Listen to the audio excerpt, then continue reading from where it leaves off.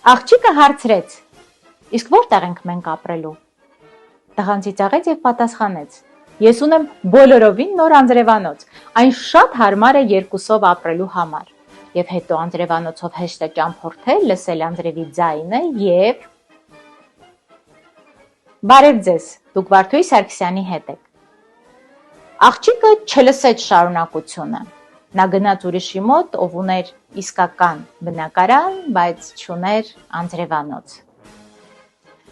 Մի քանի օր առաջ Ծաղկաձորում էի, կանգնած էի Լեոնիդ Ենգիբարյանի արձանի մոտ, երիտասարդ զույգ կողքս հետաքրքրվեց, թե ինչու է արձանը անձրևանոցով։ Ես ներկայացրեցի պատմությունը եւ որոշեցի ձեզ հետ էլ կիսվել,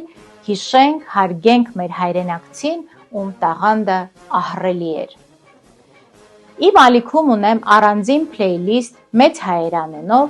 խորհուրդ եմ տալիս դիտել, այնտեղ դուք կիմանաք շատ հետաքրքիր պատմություններ։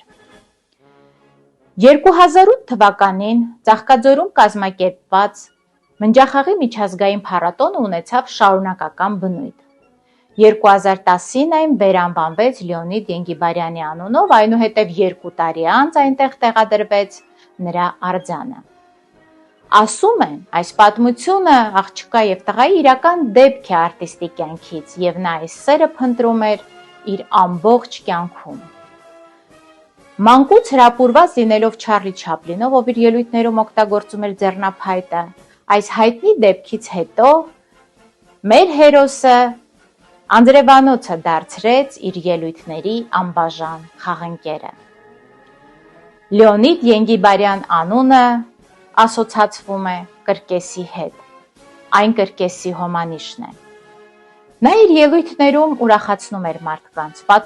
պատմություններ առանց բառերի, ժեստերով, միմիկայով, լռությամբ։ Նա պատմում էր սիրո մասին, խոսում հարգանքից, մենակությունից։ Նրա բոլոր պատմությունները մարդկային իրական ապրումներ էին։ Լեոնիդ Ենգիբարյանը քաջ ծանոթ էր համաշխարհային ծաղրածուների ելույթներին, մասնավորապես Բաստեր Կիտենին։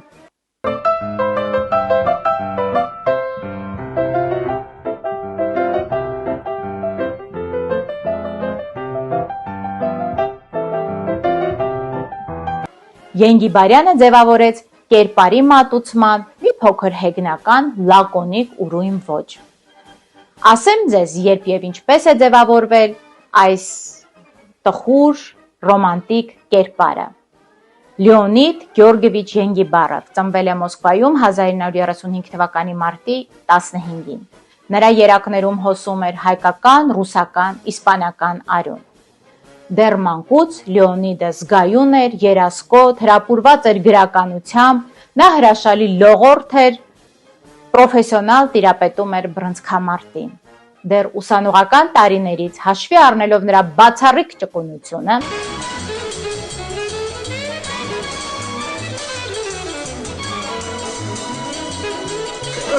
Хорошо.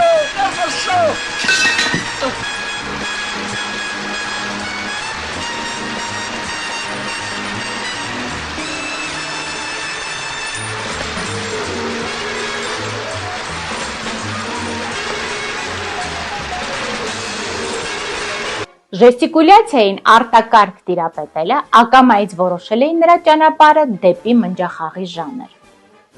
Այդ օրը Լեոնիդ Ենգիբարյանը իր եղբոր Հրաչ Աղաբթանյանի եւ ընտանիքի մյուս անդամների հետ ընտրում էին մետրոպոլ հյուրանոցում, որի շեֆ խոհարարն էր իրենց հայրը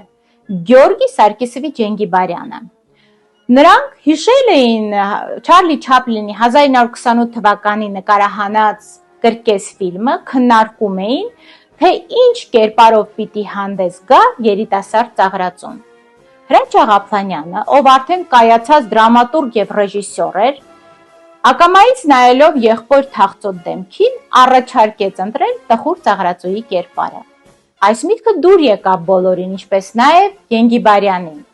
Կերպարին նա ավելացրեց ռոմանտիզմ, ոգեշնչված Ռաջ Կապուրի ստեղծագործություն։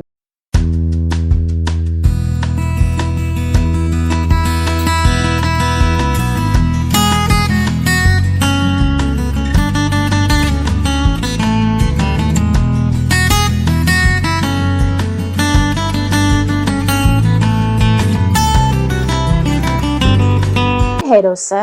հրաժարվեց ընդունված վառ գրիմից, կարմիր քթից, մեծ կոշիկներից, գրոտեսկային կոստյումից և ստեղծեց մի կերպար, որը հոգեհարազատ է բոլորիս, հասարակ կոստյումով, կեպիով, մինիմալ գրիմով։ Ես առանձնակի հարգանք եմ տածում հեղափոխական արվեստագետների նկատմամբ, ովքեր ունեն իրենց ոճը, կարողանում են իրենց խոսքն ասել։ Այդպիսին էր Լեոնիդ Ենգիբարյանը։ Նա միավորեց թատրոնակրկեսի հետ, աճպարարությունն ու ակրոբատիկան դերասանական արվեստի հետ։ Ավելին,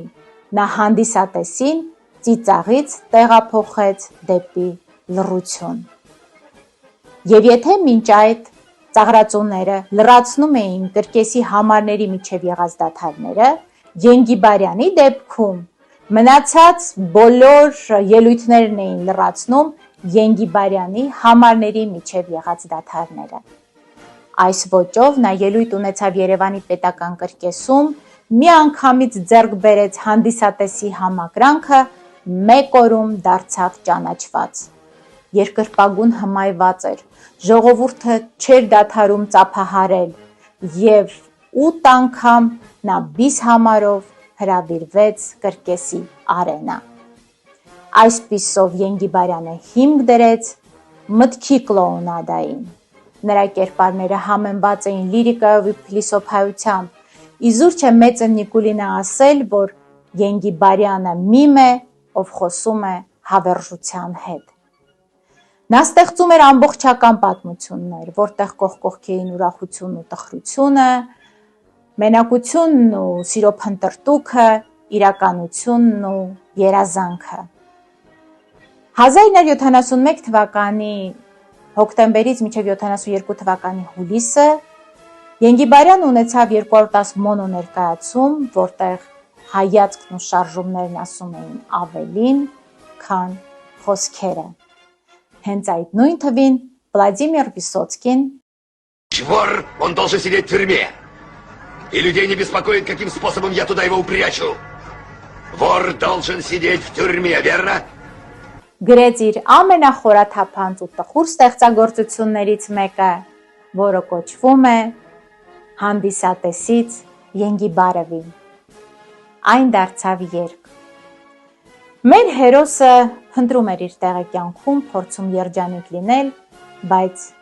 հաճախ բախվում էր մենակության հետ։ 1982 թվականին նրա ընկերը Մեսրոպ Մովսիսյանը Մոսկվա ժամանած Մարսել Մարսոյից փորձում է հարցազրույց վերցնել Ենգիբարյանի մասին։ Մարսել Մարսոն ասում է. ես ճանաչում եմ 3 դերասան. Չարլի Չապլին, Բաստեր Կիտոն և Լեոնիդ Ենգիբարով։ Վերջինիս մասին չարժե խոսել, նրան պետք է դիտել և հասկանալ։ Ենգիբարովին իր այս կերպարի համար անվանեցին ծաղրածու աշունը սրտում։ Հարազատներս, հարգող լինենք։ Հիշենք մեր ազգի ներկայացուցիչներին, հիանանք նրանցով ինչպես ժամանակակիցներն են հիացել, ու հուսանք, որ մեր դեռ կունենանք Սերգեյ Փարաջանովներ, Այվազովսկիներ, Արամ Խաչատրյաններ, Ֆրունզիկ Մկրտչյաններ և այլոք։ Մենք հզոր ազգ ենք, հիշենք մեր պատմությունը, լուսաբանենք այն ու դրանով կուժեղանանք։ Մեզ հետ եղեք, աշխարհի ամենաբարին ընդ ձեզ։